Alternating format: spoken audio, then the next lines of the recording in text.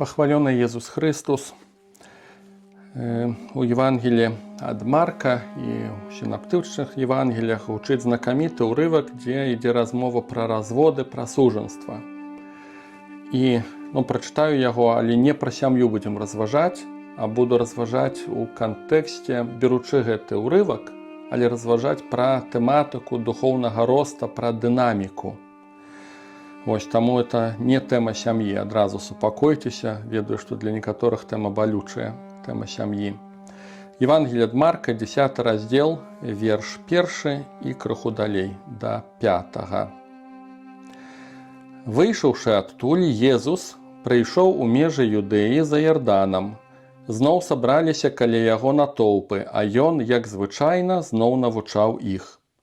Тады падышлі да Езуса фарысеі, і, выпрабоўваючы яго, спыталіся, ці дазволена мужу разводзіцца з жонкаю. Ён жа, адказваючы, сказаў ім, што наказаў вам Маісей? Яны сказалі, Маісей дазволіў напісаць разводны ліст і разводзіцца.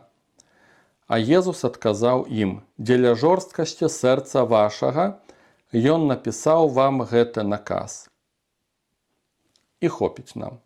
Таму што, паўтаруся, мы не пра сям'ю будзем разважаць, а хачу, мяне хвалявала заўсёды гэтае пытанне і рашыў трошку публічна пра яго паразважаць. Пра што ідзе размова? Ідзе размова, конечно, сям'я, разводзіцца, не разводзіцца, можна, нельга.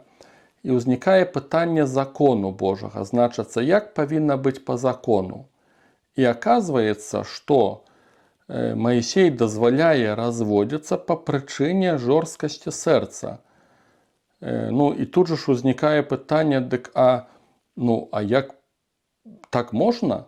От у мяне такое пытанне ўзнікае. А сёння так можна зрабіць, што па прычыне жорсткасці сэрца мы дазволім людзям то і то? Ці можна? Мяне заўсёды это хвалявала. Спадзяюся, ці вы хоць трошку это улавілі. Што пан Езус хоча паказаць, што па ідэі, канешне ж, не. Ніякіх разводаў, ніякіх разгавораў пра гэта не ідзе. Але па прычыне таго, што вы такія, па гэтай прычыне Маісей дазволіў. І пан Езус не асуджае Маісея.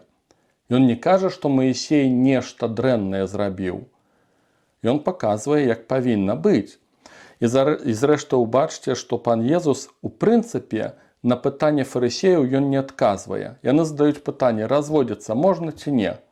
Адкажы нам, так ці не? Ён не адказвае на гэтае пытанне. Ён паказвае, як павінна быць. Што важнае крыецца для мяне ў гэтым урыўку? Ён мне паказвае, што ў жыцці духоўным ёсць дынаміка. Што ў жыцці духоўным мала проста сказаць, можна ці не, дабро ці зло, правільна ці неправільна. Мала гэтага сказаць. У жыцці духоўным мае значэнне, ці нехта на пачатковай стадыі, ці на чарговай. Якія выбары чалавек зрабіў, якія шансы для яго дадзеныя. Гэта ў жыцці духоўным мае значэнне. І думаю, што так глядзіць Гасподзь. Поэтому, калі мы хочам усё жыццё духоўнае звесці да права кананічнага, да нейкіх прадпісанняў, да нейкіх пунктаў, гэта утопія. Цікавы ёсць эпізод у дзеях апостальскіх падчас Іерусалімскага сабору, першага Іерусалімскага сабору, калі ўзнікала пытанне, ці накладваць это падпісанне закону Маісея на язычнікаў ці не, ці даводзіць да абразання іх ці не.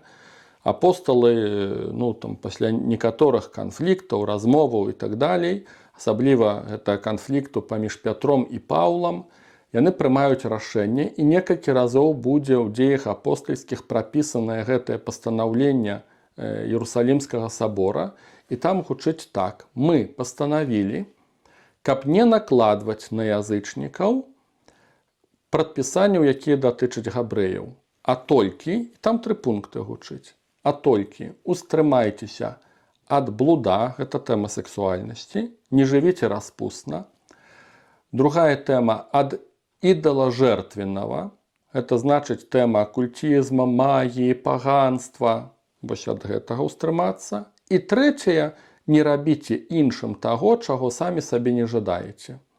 Гэта агульная логіка закону Маісея. Христос таксама пра гэта гаворыць. І ўсё. І вось з усёй Торы Маісея, гэтых многіх прадпісанняў, апосталы, вадзімыя Святым Духам, яны зразумелі, што для габрэяў надалей гэта ўсё актуальна, а вось для тых, которые першыя крокі робяць гэтыя язычнікі, ім больш накладваць не трэба, таму што яны не панясуць больш. І гэта момант важны. Бог, я думаю, што я ўпэўнены ў тым, што ў жыцці духоўным Бог глядзіць на гэтую дынаміку. Менавіта таму пан Езус нават апосталам не гаворыць адразу пра сваю смерць і пра сваё васкрасенне, бо яны не здольныя гэтага пачуць. Ім трэба да гэтага нейкім сэнсе дайсці, дарасці, і пасля яны здольныя будуць пачуць.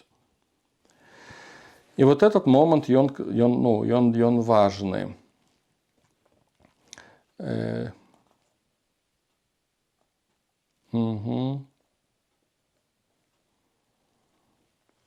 Зрэшты, нават у Старым Запавеце яшчэ адзін такі эпізод. Знакамітае правіла Старога Запавету. Вока за вока і зуб за зуб.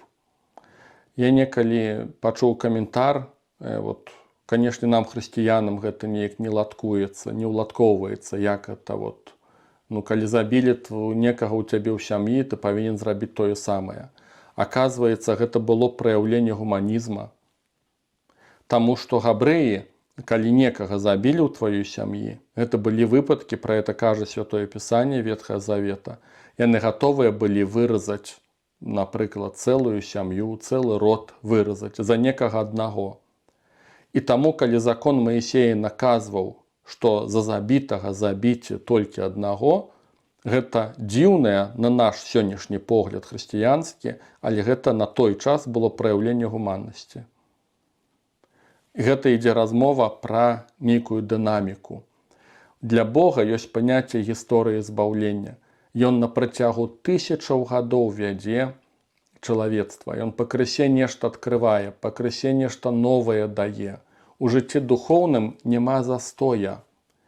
І гэта мы павінны разумець і ў адносінах да іншых, калі людзі толькі паяўляюцца на гарызонце, яны не ведаюць Хрыста, яны нічога яшчэ не ўмеюць. Мы павінны разумець, што нельга ім накінуць тое, чым мы жывём, которые ўжо, допустим, скажем, там Хрыста неяк пазналі.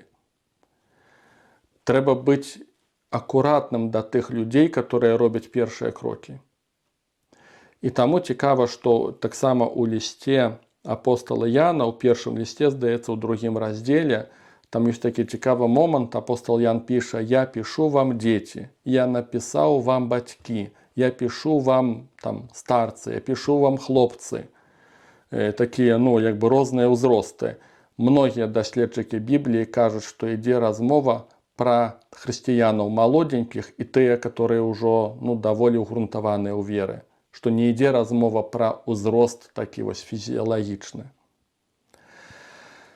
І мы гэтую дынаміку павінны разумець у адносінах да іншых, каб людзей не нагрузіць, не нагнабіць, не запужаць, каб разумець, што кожны павінен паступова рабіць свае крокі ў жыцці духоўным. І гэтая ж логіка датычыць нас. У нашым жыцці не можа быць застояў.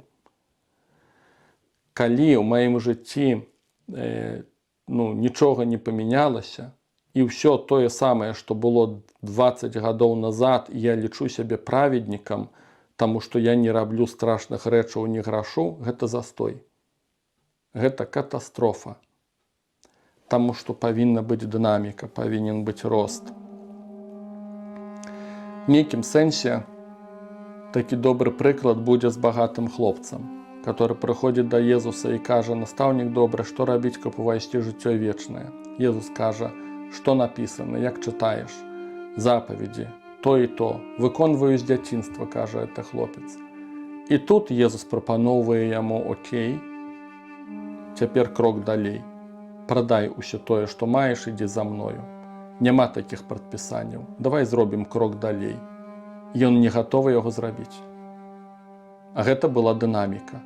Гэта запрашэнне было пайсці на іншы левел, на другі ўзровень, да, і ён быў не гатовы гэтага зрабіць. Ён жыве ў застоях, ён адыходзіць сумны.